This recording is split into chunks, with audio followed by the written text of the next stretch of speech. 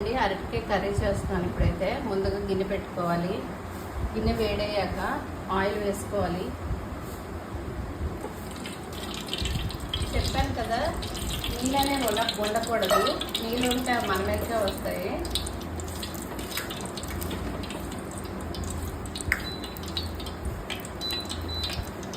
ఉల్లిపాయలు, పచ్చిమిరపకాయలు, కరివేపాకు, దంచిన వెల్లుల్లిపాయలు ఇవన్నీ వేసుకోవాలండి. చూసారా, ఉల్లిపాయలు, పచ్చిమిరపకాయలు, కరివేపాకు, వెల్లుల్లిపాయలు దంచుకోవాలి, లేకపోతే మొక్కం మీద కుళ్ళిపోద్ది.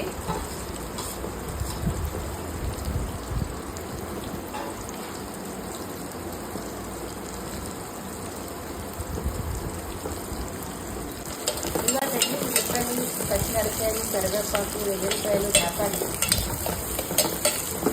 వేపుతూ ఉండాలి. ఉల్లిపాయ వేగంగా వేగడానికి వేసుకొని చెప్తాను కదా, కొంచెం సాల్ట్ వేసుకోవాలి.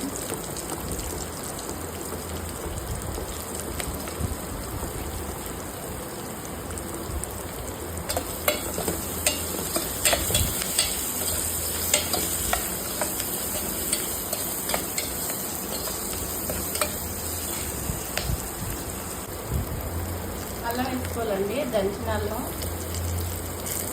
దీనివల్ల ఫ్లేవర్ అరటికాయ చాలా బాగుంటుంది.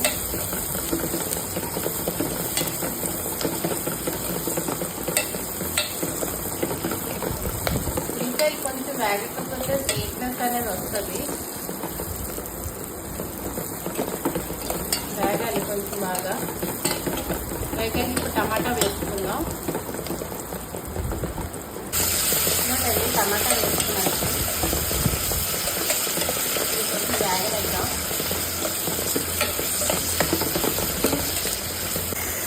చూడండి, ఇప్పుడైతే అరటికాయ ముక్కలు కట్ చేసుకోవాలి. అరటికాయ ముక్కలు కట్ చేసుకున్నాను.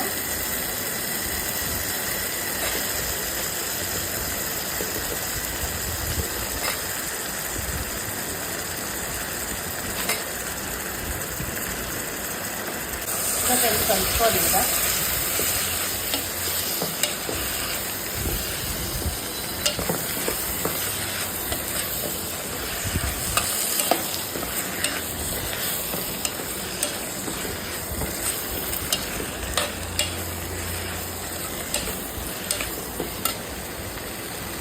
సాల్ట్ వేసుకున్నాము. ఇలా చేస్తాము, కానీ ఇప్పుడు కూడా మళ్ళీ వేస్తాము.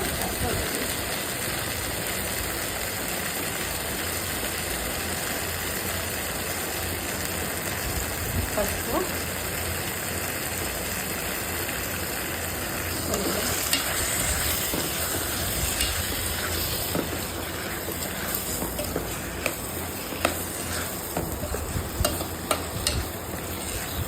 ఇది కొంచెం నూనెలో వేగాలండి. అరటికాయ అనేది ఇందులో పెడదాం.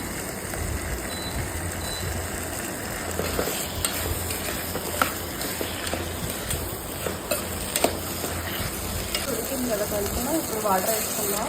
ఎక్కువ వేద్దు, కొంచెం ములిగినంత మట్టి వేసుకుందాం. అరటికాయ కదా, బేగా ఉడుకుతుంది.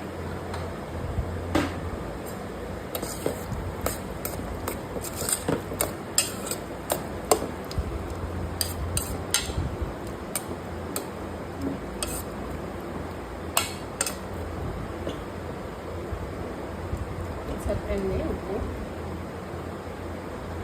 ఉడకనిద్దాం.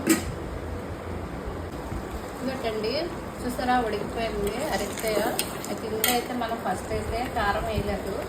కారం వేస్తాం ఇప్పుడు. దీనికి అంత కారం కూడా అవసరం లేదు. కారం లాగానే బాగుంటుంది అరటికాయ కూర.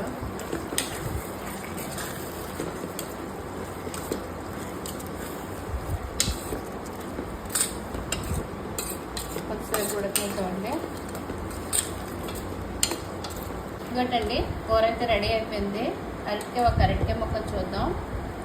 ఇది నొక్కిన వెంటనే ఇలా మెత్తగా అయిపోతే ఇది అయిపోయినట్టే, రెడీ అయిపోయినట్టే కూర. ఓకే అండి, మీరు కూడా ఇలా చేసుకోండి. ఒకసారి చూద్దాం టేస్ట్ అయితే ఎలాగుందో. అన్నీ ఉప్పు అన్నీ సరిపోయి బాగా బాగుంది, చాలా బాగుంది కూర. ఓకే అండి, మీరు కూడా ఇలాగే చేసుకోండి.